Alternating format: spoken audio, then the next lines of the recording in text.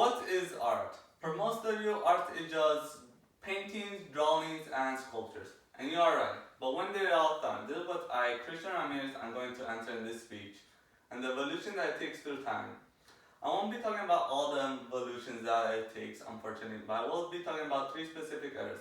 The prehistoric era, the medieval era, and the present day, also known as contemporary art. Let's begin with the prehistoric era.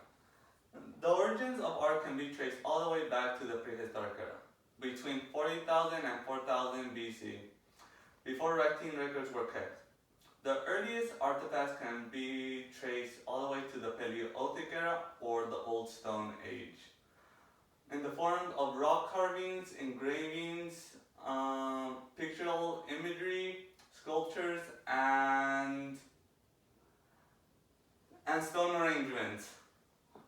Now, in this period they had to use natural pigments and stone carvings in order to depict objects, animals, and rituals that govern a civilization existing. The most famous example is the Paleolithic caves. The Paleolithic cave paintings found in Alsace, France, discovered in 1940s, but they're estimated to be 20,000 years old. They depict large animals and vegetation from within the area.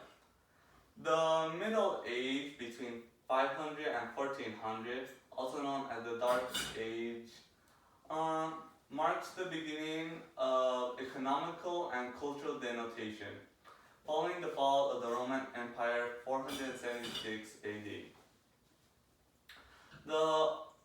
Most of the art depicted in these early years reflect the darkness characterized by grotesque imagery and brutal scenarios.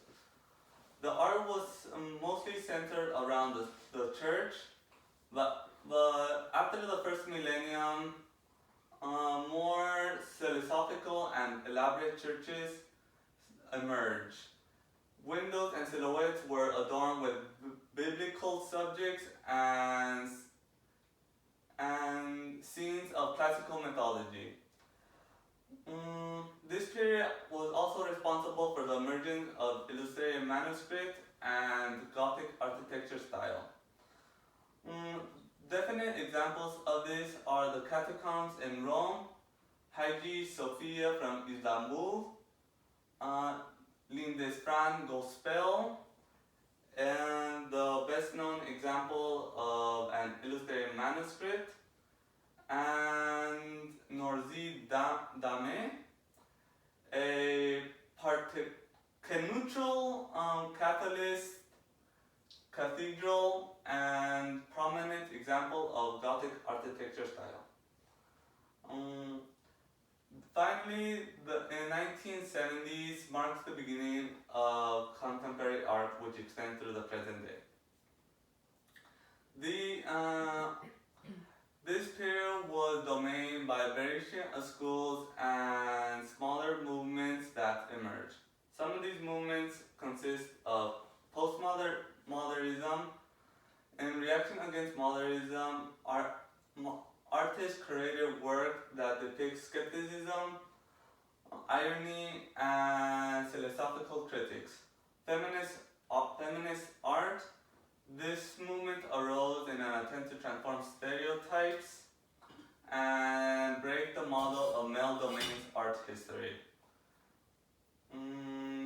The neo-expressionism. Artists sought out to revive the original aspect of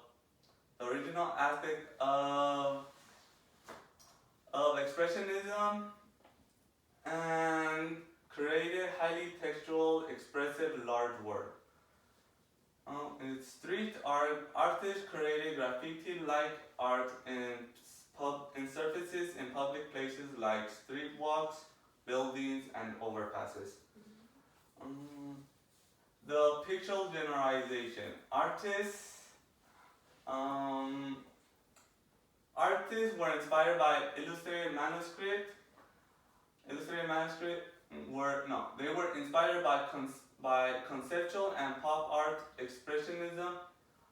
expressionism to recognizable imagery to explore images that shape our perspective of the world. Aspiration artists, these movement of artists take imagery art and they'll transform it from their original form.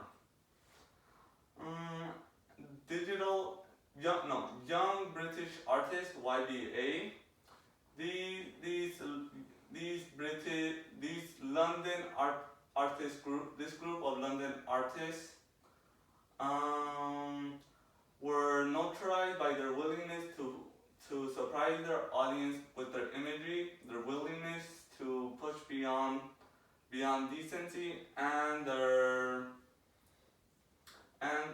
they were also known by their zestful and entrepreneurial spirit.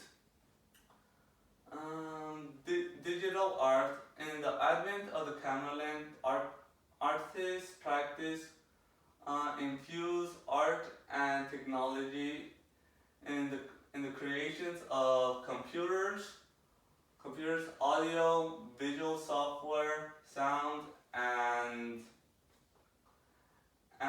pixels. With this, we come to the conclusion. I talked about how the prehistoric era started with carvings in rock, stone, and caves. How the Middle Age introduced illustrated manuscripts and Gothic architecture, and the present day with so many varieties. I hope you learned something new and may you have a wonderful day. Thank you for listening to my speech.